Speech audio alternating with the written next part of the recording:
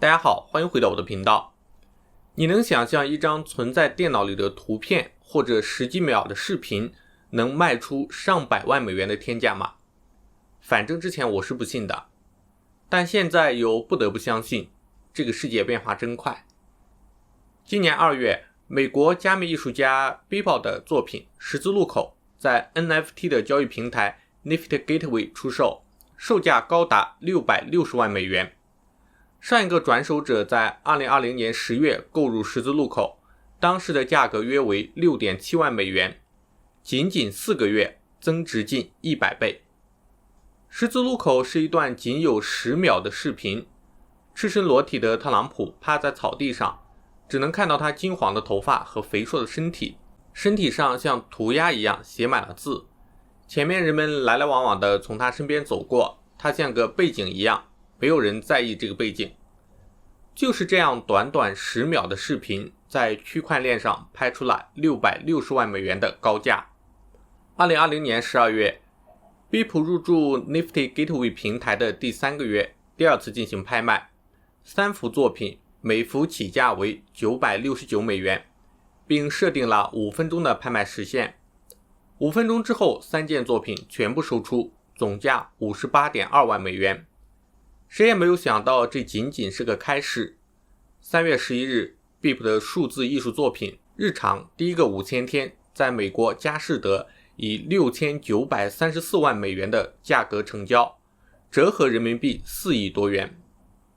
这场拍卖有来自全球11个国家的33个买家参与竞拍，其中有 91% 为首次参与佳士得拍卖，更有2200万访客在线上围观了这场拍卖。在日常以近7000万美元的高价拍下之后，一种象征 Beeple 作品的所有权加密货币 B.20 在30分钟内从 14.6 美元暴涨至 27.7 美元，涨幅 89%。 随后的10余天内，加密艺术爆红，各大 NFT 交易平台活跃度都一度刷新峰值，同时也出现很多的新项目。3月22， Beeple 本人对纽约客说，他被以太坊等加密数字货币的价格波动吓到了，并已将日常售出后除去佣金及税费自己所得全部兑现，合计5300多万美元。也就是说，在大赚一票之后， Beeple 退场了。拍卖之后， Beeple 成为作品售价第3高的在世艺术家，其影响力足以写进当代艺术史。这个影响力不仅在于又一件天价艺术品诞生，更在于它将加密艺术从币圈带到了艺术界的视野。这种艺术颠覆了人们对艺术的传统认知和经验，伴随而来的既有质疑，也有蜂拥入场。 NFT 到底是什么？加密艺术又是什么？为何它如此赚钱？它真的是艺术未来新的方向吗？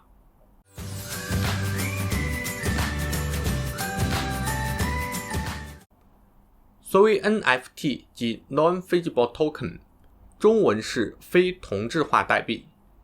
既然有非同质化代币，就有同质化代币。比如比特币、以太坊就是最有名的同质化的代币，它们在区块链环境中具有普遍的价值认同，就像各个国家通行的货币一样，可用作基本交易。但是它们又是凭空而起的空气币，只有相信比特币、以太坊具有价值的人越多，它们的价值才越高。而 NFT 是独一无二、不可替代的代币，它可以以不同形式、不同内容存在，但本质仍然是 token。 如果你在 NFT 交易平台上成功注册为一个加密艺术家，你所上传的艺术作品也可以成为一个 NFT。 这个成为 NFT 的过程就叫做铸币，随后上链，成为区块链上一个加密的唯一代币。按照这个道理，万物皆可 NFT。 任何一个独特的东西，无论是实物还是虚拟的，一段声音，一种特殊的 RGB 的颜色，一只放了5天的香蕉，一则月后即焚的信息，一条多年前发布的推特，都能够成为一个 NFT， 甚至可以拆分为不同的 NFT，在区块链环境中用同质化代币进行交易。在加密艺术爆红之前，最出名的 NFT 是 NBA Top Shot， 用户通过购买球员卡包就可以获得 NBA 球员高光时刻的 NFT。 这些高光时刻包括扣篮、三分、绝杀等。大批 NBA 球迷因此而进入币圈。虽然这些 NBA 的 NFT 比传统实体的球星周边卖得更贵，但仍然是有天花板的。比如2月23日 NBA Top Shot 官方宣布，詹姆斯在对阵国王队比赛中个人暴扣的动图拍出了 20.8 万美元，创历史新高。这个价格在艺术市场上算不得什么。一直以来，艺术品最大的属性在于唯一性与不可替代性，这与 NFT 的本质不谋而合。在传统的艺术市场，艺术品一再卖出高价，创造出新的天花板，这一点是其他任何行业都不可比拟的。于是艺术变成了币圈财富积累到一定程度后开拓疆土的新战场。最简单的理解， NFT 就是彩色的比特币，也就是说 NFT 具备两种特征，一种是代币，说明它本质上是金融产品；一种是变换出不同的形式，没有任何界限，可为艺术提供更多的可能性。无上限的价值是一方面，另一方面就是创造出新的属于币圈的美学趣味。在 BIP 的作品拍出天价之前，他已经是商业插画领域 CG 圈的一名大佬。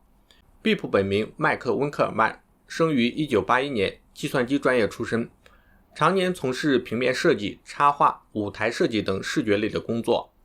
他为苹果、耐克、可口可乐、LV、SpaceX 都做过设计，也为贾斯汀·比伯这样的超一线流行巨星做过演唱会的舞台视觉设计以及超级碗的舞台设计，但是在艺术圈他无人问津。2020年9月 Nifty Gateway 找到 BIP， 希望他入驻平台成为加密艺术家。平台看重的正是他在商业艺术、数字插画领域的成就，以及在推特上的粉丝影响力。事实证明他们成功了。也就是说 BIP 的作品是被币圈认可的，但不被传统的艺术界认可。他成了币圈的新艺术偶像，以天价的强势姿态动到了艺术圈的蛋糕。最终买下这件作品的是两位印度人，他们两个人也是最早投资以太坊的一拨人，也是全球最主要的 NFT 基金 MetaPure 的创始人。他们投资了几项非常重要的 NFT， 除了 BIP 的日常，还包括第一顿晚餐，灵感来自于最后的晚餐，这是一件目前最知名的可编程的艺术品。买下 BIP 的作品之后， MetaPure 主导发布了关联 BIP 的代币 B.20， 他们试图用这种方式覆盖收藏成本，并再继续获得利益。 NFT 资产具有分割权，同时又能够作为代币进行交易。代币一共有1000万枚，其中 59% 留给收藏家， 16% 用于公募， 8% 留给私募， 11% 给相关的合作者， 4% 给 MetaPure 的朋友们， 20% 给 BIP 本人的分成。如此买到一个 NFT 后，可以迅速将其进行资产份额化，继续进行下一步的金融游戏。那么为何人们会对 NFT 突然变得这么狂热？当前对数字资产的狂热是基于以下几个原因。首先，全球疫情蔓延，全球数以亿计的人被限制在电脑面前，对数字资产产生了前所未有的兴趣。其次，当下金融市场的表现有关，从活跃的股市到比特币、以太坊等加密货币的价值的飙升，都刺激着人们的投资热情。